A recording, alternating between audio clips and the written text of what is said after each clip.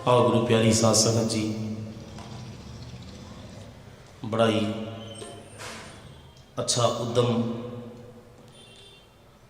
17 सिंह सभा गुरुद्वारा वालों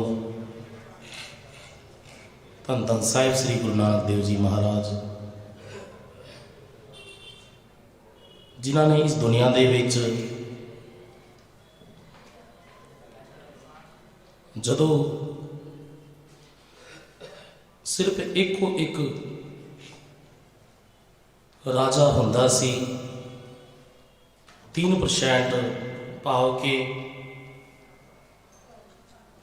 एक बंदा अमीर हुंदा सी अते बाकी सारी प्रजा राजा के हुक्म अनुसार अपना जीवन जींदी सी। जिद्दां भी राजा कलकाती राजे का साई धर्म कर पंख उड़ रहा, उस माहौल दे विच जदों धरती भी पुकार कर रही सी, उस रब अगे कोई ऐसा रब औलिया इस धरती पे आवे जिहड़ा पाप दी कूड़ दे विच हर एक मनुख नूं जिहड़े टाइम दे बादशाह टाइम दे राजे बाणी के अनुसार प्रजा नूं दुखी करते सन, अपने जबरदस्ती फुरमान फतवे जारी करते सन। धरती की बड़ी कुरलाई पुकार सी। उदों सतगुरु नानक प्रगटिया, मिट्टी धुंध जग चानण होया। वो कूड़ की धुंध, जबर की धुंध, भाव के ये दुनिया भी जिहड़ी धुंध आंदी है, इस तो परे की गल सतगुरां ने की है। धुंध दे विच किसी को कुछ भी नहीं दिसदा। जिस तरह रात दे विच एक मनुख दूसरे मनुख नूं नहीं देख सकता, काली घोर रात दे विच डरावनी रात बंदा आखदा है, लेकिन जदों सूरज निकल जाता है तो उसनूं चैन पैंदी है। ज्यों कर सूरज निकलिया तारे छपे अंधेर पलोआ। सतगुरां दा प्रकाश होया दुनिया दे विच। सतगुरां ने इस मनुखताई दे विच वड्डे वड्डे राजियां नूं ये समझाया कि नाम भावें तुहाडा बाबर होवे, लेकिन तुसी जाबर हो। बाबर नूं उहदे मूँह ते जाके जाबर कहा कि तू बाबर नहीं, बाबर का अर्थ होता है बराबरता, लेकिन तू जबरदस्ती करता है तां तू जाबर है। सतगुरां ने थां थां ते जाके कोई लड़ाई नहीं की, शब्द के तीर जिहड़े चलाए हैं, शब्द राही सारे संसार को समझावना किया। तो जिथे भी सतगुरु जी गए ने उत्थे जिसनों भी समझाया वही उहदी चरनी पै गया। भावें सीधा नाल गोश्त हुई है, भावें हरिद्वार गए, भावें बगदाद गए, वड्डे ते वड्डे सवाल का जवाब दे के उन्होंने निहाल किया किहड़े धर्म के चक्कर में तुसीं लोकां नूं फसा रहे हो। तो अज उस खुशी दे विच आपां सारे रल मिल के इस कीर्तन दरबार जदों भी कोई गुरुपुरब आपां मनाउंदे हां तां सानूं संदेशां दी जिहड़े संदेश गुरु साहब दे हुंदे हन, जिहड़े बचन गुरु साहब ने कीते उन्हां नूं मनीए अते दृढ़ता नाल गुरु अगे अरदास करके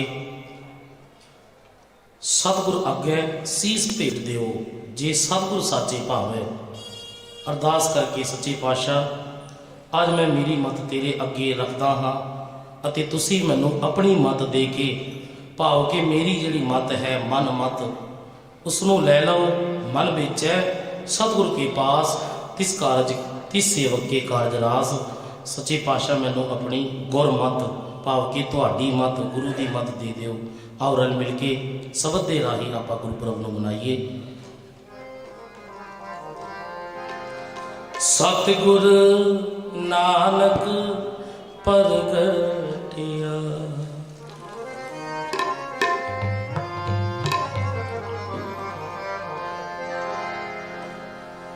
ਸਤਿਗੁਰ ਨਾਨਕ ਪ੍ਰਗਟਿਆ, ਮਿਟੀ ਧੁੰਦ ਜਗ ਚਾਨਣ ਹੋਆ।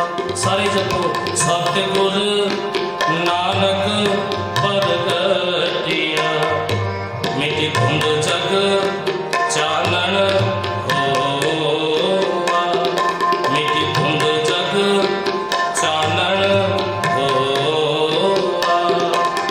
ਸਤਿਗੁਰ ਨਾਨਕ ਪ੍ਰਗਟਿਆ, ਮਿਟੀ ਧੁੰਦ ਜਗ ਚਾਨਣ ਹੋਆ, ਮਿਟੀ ਧੁੰਦ ਜਗ ਚਾਨਣ ਹੋਆ, ਮਿਟੀ ਧੁੰਦ ਜਗ ਚਾਨਣ ਹੋਆ, ਮਿਟੀ ਧੁੰਦ ਜਗ ਚਾਨਣ ਹੋਆ, ਮਿਟੀ ਧੁੰਦ ਜਗ ਚਾਨਣ ਹੋਆ।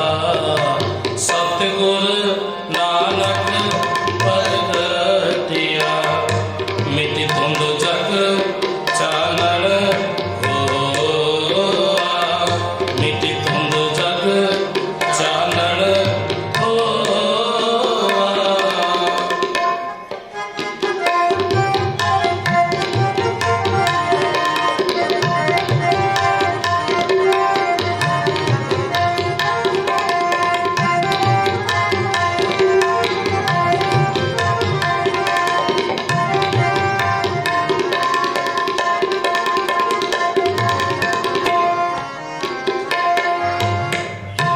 ਸਿੰਧ ਬੁਕੇ ਮਿਰਗਾਵਲੀ ਪੰਨੀ, ਜਾਏ ਨਾ ਤੀਰ ਤਰੋਆ, ਪੰਨੀ ਜਾਏ ਨਾ ਤੀਰ ਤਰੋਆ। ਜਿੱਤੇ ਬਾਬਾ ਪੈਰ ਧਰੈ, ਉਜਾਸਣ ਥਾਪਣ ਸੋਹਾ, ਉਜਾਸਣ ਥਾਪਣ ਸੋਹਾ। ਸਤਿਗੁਰ ਨਾਨਕ ਪ੍ਰਗਟਿਆ, ਮਿਟੀ ਧੁੰਦ ਜਗ ਚਾਨਣ ਹੋਆ। ਜਪੋ ਸਤਿਗੁਰ ਨਾਨਕ ਪ੍ਰਗਟਿਆ, ਮਿਟੀ ਧੁੰਦ ਜਗ ਚਾਨਣ ਹੋਆ, ਮਿਟੀ ਧੁੰਦ ਜਗ ਚਾਨਣ ਹੋਆ, ਮਿਟੀ ਧੁੰਦ ਜਗ ਚਾਨਣ ਹੋਆ, ਮਿਟੀ ਧੁੰਦ ਜਗ ਚਾਨਣ ਹੋਆ। ਸਤਿਗੁਰ ਨਾਨਕ ਪ੍ਰਗਟਿਆ, ਮਿਟੀ ਧੁੰਦ ਜਗ ਚਾਨਣ ਹੋਆ, ਮਿਟੀ ਧੁੰਦ ਜਗ ਚਾਨਣ ਹੋਆ।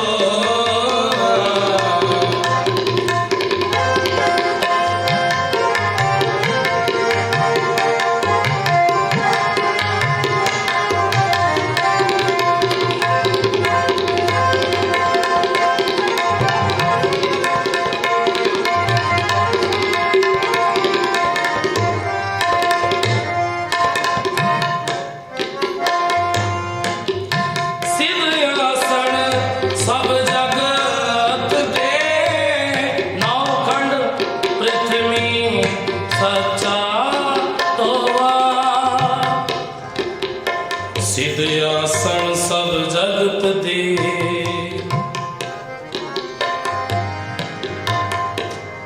ਨਾਨਕ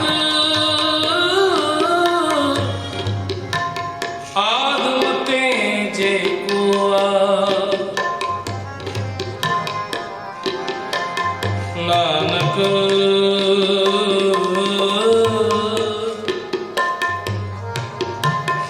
ਆਦਮ ਤੇ ਜੇ ਕੋਆ। ਸਿਧ ਆਸਣ ਸਭ ਜਗਤ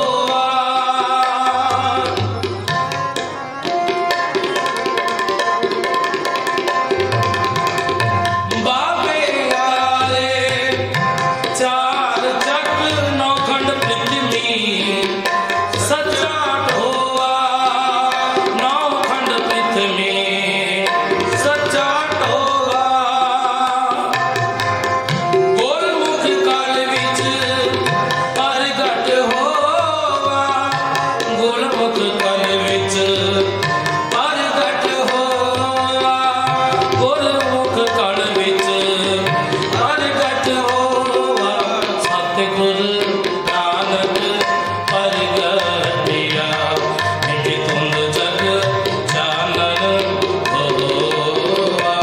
ਵਾਹਿਗੁਰੂ ਸਤਿਗੁਰ ਨਾਨਕ ਪ੍ਰਗਟਿਆ, ਮਿਟੇ ਧੁੰਦ ਜਗ ਚਾਨਣ ਹੋਆ।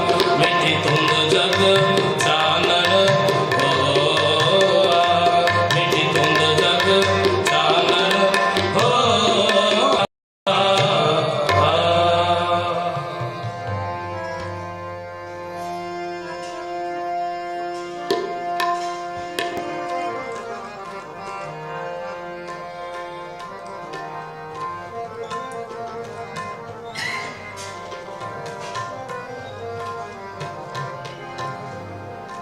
ਗੁਰੂ ਨਾਨਕ ਆਇਆ,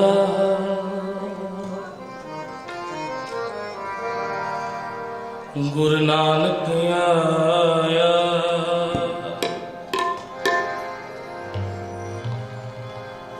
ਪਾਇਆ ਆਨੰਦ ਜਗਤ ਵਿੱਚ,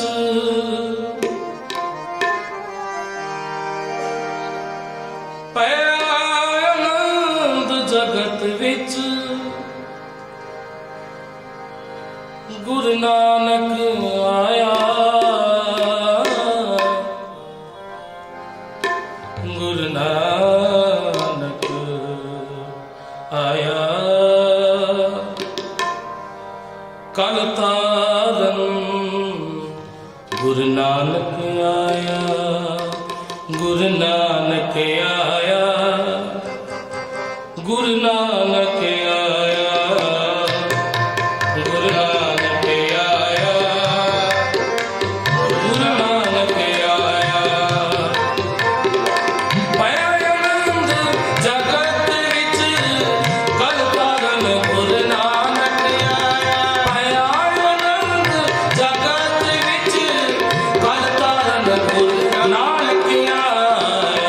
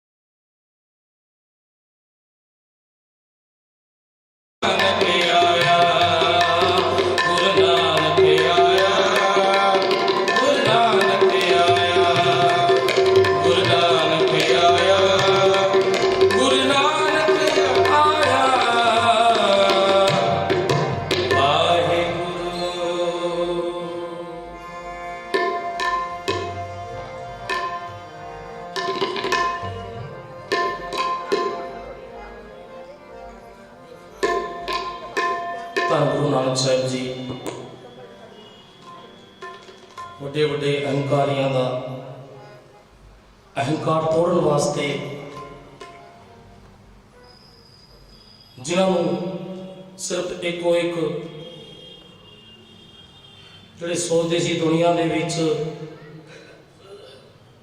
ਸਾਡੇ ਵਰਗਾ ਨਾ ਕੋਈ ਉਹਲਿਆ ਹੋ ਸਕਦਾ ਹੈ, ਨਾ ਕੋਈ ਅਵਤਾਰ ਹੋ ਸਕਦਾ ਹੈ। ਸਤਿਗੁਰਾਂ ਨੇ ਬਾਣੀ ਦੇ ਨਾਲ ਸਭ ਨੂੰ ਨਿਹਾਲ ਕੀਤਾ ਅਤੇ ਦੁਨੀਆ ਦੇ ਵਿੱਚ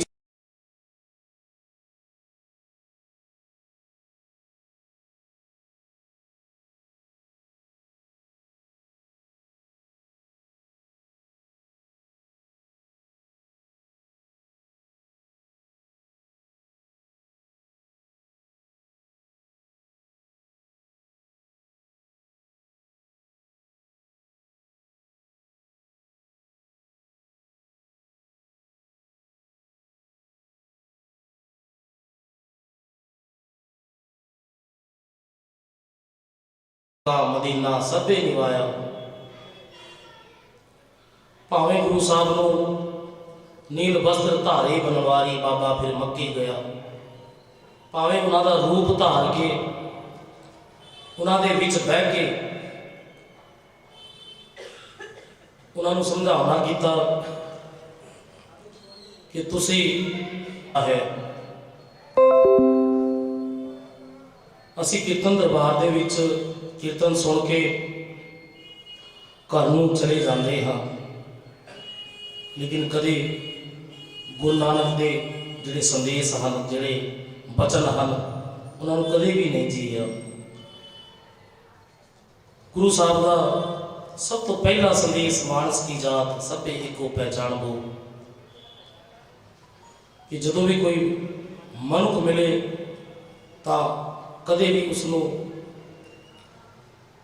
अपने तो छोटा, अपने तो गैर जात का ना समझिए, क्योंकि गुरु नानक देव साहब जी ने बगदाद जाके जो तुसी पर तुसी साडी साथ मानोगे कि इन्होंने रिया करते होगे। राजे ने आख्या मैं थोड़ी पूरी गल मनांगा, तुहानू इनाम भी देवांगा, तुसी मेरे सवालों का जवाब दिओ। सतगुरां ने पहले सवाल का जवाब इस तरह देना किया कि राजे को आख्या कि राजा जी तुसी उस वेले जदों लाल होंदे सी, सरफियां होंदियां सन, कि कुछ लाल एक थाली दे विच मंगवाओ, असी तुहाडा सवालों का जवाब देवांगे।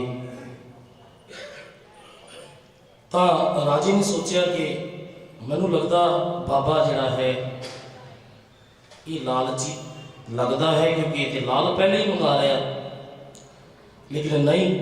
सतगुरां ने राजे को आख्या सानू भी नहीं होता। सतगुरां ने आख्या तेन जवाब मिल गया। कहते नहीं मैनू समझाना करो। कहते तू अपने मुँह कह रहा कि एक तो पहला कुछ भी नहीं होता, एक तो ही सब कुछ शुरू होता है। परमात्मा तो पहला कुछ भी नहीं सी, परमात्मा तो ही सब कुछ है, और परमात्मा तो पहला भी कुछ नहीं, क्योंकि वो एक ओंकार है। तो तेरा जवाब तेनों मिल गया। सहजी राजा कहन लग पाया कि सतगुरु जी मिल गया मैनू जवाब कि एक तो पहला कुछ भी नहीं सी, नहीं तो पहला कुछ होंदा है। जे होंदा है तो मैनू दस। दूसरा सवाल सी कि रब रहिंदा किथे है। बड़ा खुश होया राजा कि मैनू सवाल का जवाब तो मिले। सतगुरां ने मैं जल्दी संखेप तुहानू ये सवालों के समझावा, फिर उस तो बाद जिहड़े प्रोग्राम होएगा अगे तुहानू सैकटरी साहब दसणगे। तो दूसरा सवाल सी रब रहिंदा किथे है। सतगुरां ने राजे को आख्या थोड़ा दुध मंगाओ। राजे ने दुध मंगाया। सतगुरां ने आख्या कि राजे इस दुध के विच कुछ है। राजा कहन लग पाया कि इहदे विच कुछ नहीं, असी साफ सुथरा दुध मंगाया है, ये साफ सुथरा है। असी अपने नौकर को हुक्म किया ये गलत दुध नहीं लाएगा। कहते नहीं इहदे विच कुछ है। कहता इहदे विच की है मैनूं दस दो तुसी। ਕਹਿੰਦਾ ਇਹਦੇ ਵਿੱਚ ਘਿਓ ਹੈ ਰਾਜਾ। ਕਹਿੰਦਾ ਘਿਓ ਤਾਂ ਹੈ ਜੀ, ਇਹਦੇ ਵਿੱਚ ਘਿਓ ਤਾਂ ਹੈ, ਮੈਂ ਮੰਨਦਾ। ਕਹਿੰਦਾ ਜੇ ਤੂੰ ਮੰਨਦਾ ਹੈ ਤਾਂ ਮੈਨੂੰ ਕੱਢ ਕੇ ਦਿਖਾ। ਕੱਢੇ ਕਿੱਥੋਂ? ਸਤਿਗੁਰਾਂ ਨੇ ਆਖਿਆ ਜੇ ਤੂੰ ਮੰਨਦਾ ਹੈ ਇਹਦੇ ਵਿੱਚ ਘਿਓ ਹੈ ਤਾਂ ਮੈਨੂੰ ਕੱਢ ਕੇ ਦਿਖਾ। ਰਾਜਾ ਕਹਿਣ ਲੱਗ ਪਿਆ ਇਹ ਤਾਂ ਕਿੱਦਾਂ ਨਿਕਲ ਜਾਏਗਾ? ਸਤਿਗੁਰਾਂ ਨੇ ਉਹਦੇ ਕੋਲੋਂ ਉਹਦੇ ਹੀ ਜਵਾਬ ਦਿਵਾਏ। ਰਾਜਾ ਕਹਿੰਦਾ ਇਹ ਤਾਂ ਕਿੱਦਾਂ ਨਿਕਲ ਜਾਏਗਾ? ਪਹਿਲਾਂ ਤਾਂ ਇਹਦੀ ਦਹੀਂ ਜਮਾਣੀ ਪਵੇਗੀ, ਫਿਰ ਇਹਦੀ ਮੱਖਣੀ ਕੱਢਣੀ ਪਵੇਗੀ। ਇਹਨੂੰ ਬੁਲੋ ਕੇ ਹਰਕਾ ਬਿਲੋ ਨਾ ਬਿਲੋ ਮੇਰੇ ਭਾਈ, ਸਹਿਜ ਬਿਲੋ ਜੈਸੇ ਤਤ ਨਾ ਜਾਈ। ਪਹਿਲੇ ਇਸ ਨੂੰ ਦਹੀਂ ਜਮਾ ਕੇ ਬੁਲਾਉਣਾ ਪਵੇਗਾ, ਮੱਖਣੀ ਨਿਕਲੇਗੀ, ਫਿਰ ਇਹਦਾ ਘਿਓ ਨਿਕਲੇਗਾ, ਤਾਂ ਇਹਦੇ ਵਿੱਚ ਘਿਓ ਨਿਕਲੇਗਾ। ਤਾਂ ਸਤਿਗੁਰਾਂ ਨੇ ਸਮਝਾਉਣਾ ਕੀਤਾ ਇੱਦਾਂ ਹੀ ਰੱਬ ਹੈ, ਕਣ ਕਣ ਦੇ ਵਿੱਚ ਰੱਬ ਹੈ। ਬਸ ਉਸ ਨੂੰ ਪ੍ਰਗਟ ਕਰਨ ਦੀ ਲੋੜ ਹੈ, ਉਹਦੀ ਬੰਦਗੀ, ਉਹਦੀ ਭਜਨ ਬੰਦਗੀ ਕਰਨ ਦੀ ਲੋੜ ਹੈ। ਸਹਿਜ ਹੀ ਸਮਝ ਆ ਗਈ।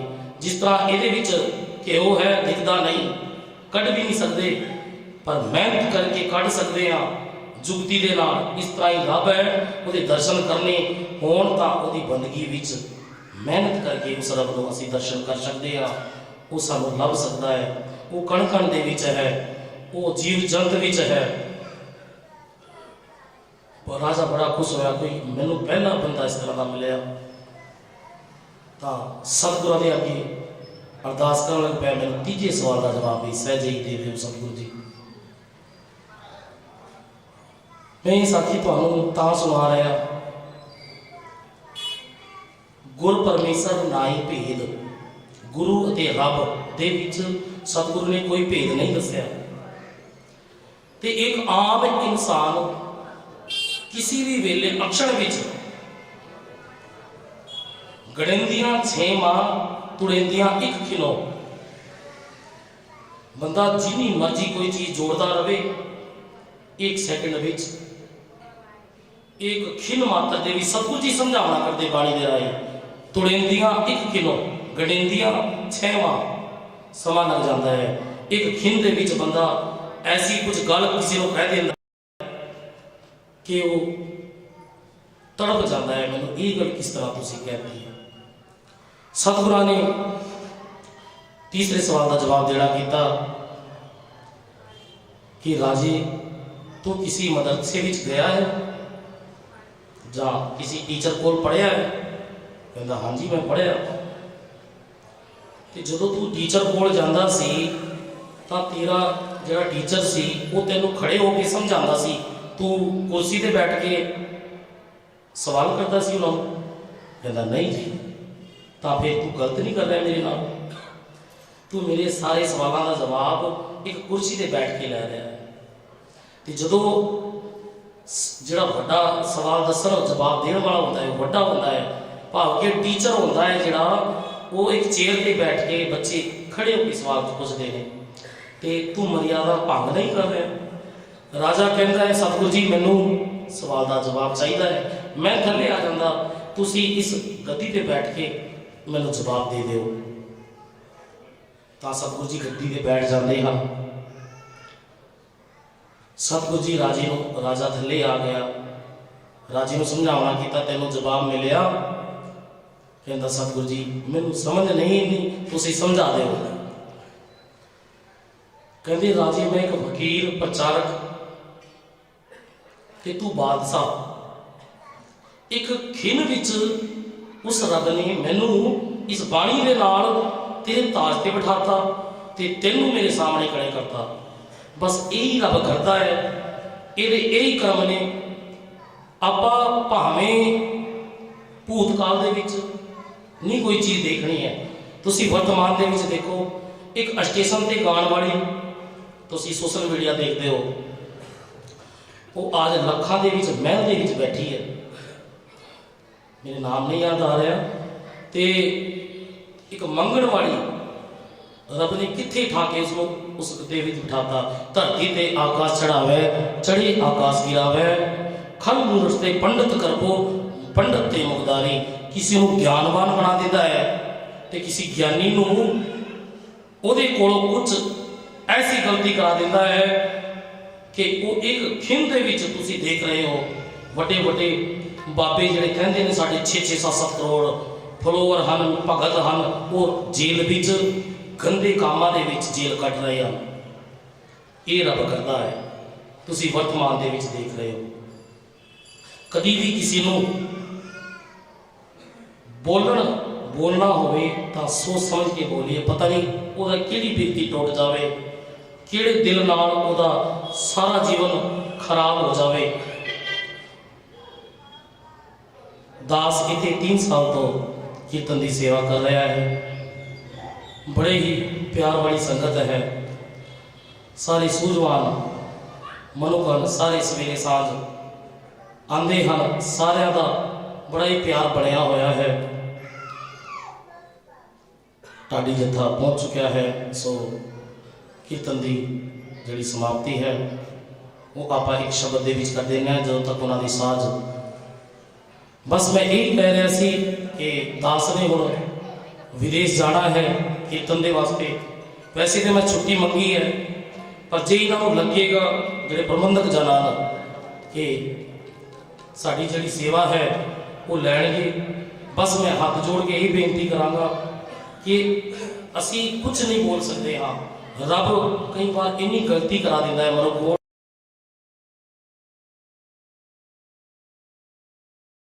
ਪ੍ਰਚਾਰ ਨੂੰ ਬੜੇ ਉੱਤੇ ਪੱਧਰ ਤੇ ਲੈ ਜਾਈਏ, ਕਿਸੇ ਪ੍ਰਚਾਰਕ ਦਾ ਦਿਲ ਨਾ ਦੁਖਾਈਏ। ਅਸੀਂ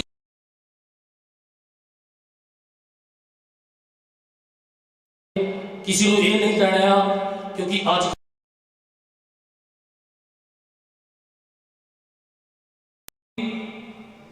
ਜਿਹੜੀ ਮਾੜੀ ਥਾਂ ਤੇ ਜਾ ਕੇ ਵੀ ਸਮਝਾਉਣਾ ਕੀਤਾ ਹੈ ਤਾਂ ਉਹ ਮਾੜੇ ਨਹੀਂ ਹੋ ਗਏ। ਜੇ ਗਾਣੇ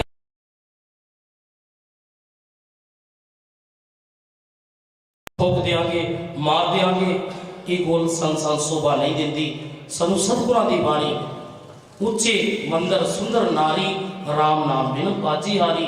ਬੜੇ ਬੜੇ ਇੱਥੇ ਬੰਦੇ ਝੁਕਦੇ ਦੇਖੇ ਹਨ, ਜਿਹੜੇ ਵੱਡੇ ਵੱਡੇ ਰਾਜੇ ਦਰਬਾਰ ਵਿੱਚ ਝੁਕਦੇ ਦੇਖੇ ਹਨ। ਸਾਡੀ ਦੀ ਔਕਾਤ ਕੀ ਹੈ? ਸਤਿਗੁਰੂ ਜੀ ਤਾਂ ਕਰਕੇ ਦੁਨੀਆ ਦੇ ਵਿੱਚ ਗੁਰੂ ਗ੍ਰੰਥ ਸਾਹਿਬ ਜੀ ਨੇ ਰਾਵਣ ਨੂੰ ਵੱਡਾ ਦੱਸਿਆ। ਉਹ ਰਾਵਣ ਦਾ ਨਾਮ ਲੈ ਕੇ ਰਾਮ ਗਇਓ, ਰਾਵਣ ਗਇਓ, ਜਾਕੋ ਬਹੁ ਪਰਿਵਾਰ। ਵੱਡੇ ਵੱਡੇ ਰਾਮ ਵਰਗੇ, ਰਾਵਣ ਵਰਗੇ ਇਸ ਦੁਨੀਆ ਤੇ ਚਲੇ ਗਏ। ਸਿਰਫ ਗੁਰੂ ਨਾਨਕ ਦੇਵ ਜੀ ਦੇ ਸੰਦੇਸ਼ ਤੇ ਚੱਲੀਏ, ਪ੍ਰਭੂ ਪਰਮਾਤਮਾ ਦੀ ਬਾਣੀ ਦਾ ਨਾਮ, ਉਹਦੀ ਬੰਦਗੀ ਕਰੀਏ, ਉਹਨਾਂ ਦਾ ਪੁਰਬ ਮਨਾਈਏ। ਅੱਗੇ ਅਰਦਾਸ ਕਰੀਏ ਸੱਚੇ ਪਾਤਸ਼ਾਹ ਬਸ ਇੱਕੋ ਇੱਕ ਕਿਰਪਾ ਕਰੋ ਕਿ ਸਾਡਾ ਜਿਹੜਾ ਜੀਵਨ ਹੈ ਉਹ ਤੁਹਾਡੇ ਸੰਦੇਸ਼ਾਂ ਨਾਲ ਜੀਤਾ ਜਾਵੇ। ਬੋਲਿਆ ਕੀਰਤਨ ਕਰਦਿਆਂ ਅਨੇਕਾਂ ਪ੍ਰਕਾਰ ਦੀਆਂ ਗਲਤੀਆਂ ਹੋ ਗਈਆਂ ਹੋਣਗੀਆਂ। ਅੱਗੇ ਢਾਡੀ ਜੱਥਾ ਪਹੁੰਚ ਚੁੱਕਾ ਹੈ, ਤੁਹਾਨੂੰ ਸਟੇਜ ਸੈਕਟਰੀ ਪ੍ਰੋਗਰਾਮ ਦੇ ਬਾਰੇ ਦੱਸ ਦੇਣਗੇ। ਆਓ ਜੀ ਰਲ ਮਿਲ ਕੇ ਫਤਿਹ ਦੀ ਸਾਂਝ ਕਰੀਏ। ਵਾਹਿਗੁਰੂ ਜੀ ਕਾ ਖਾਲਸਾ, ਵਾਹਿਗੁਰੂ ਜੀ।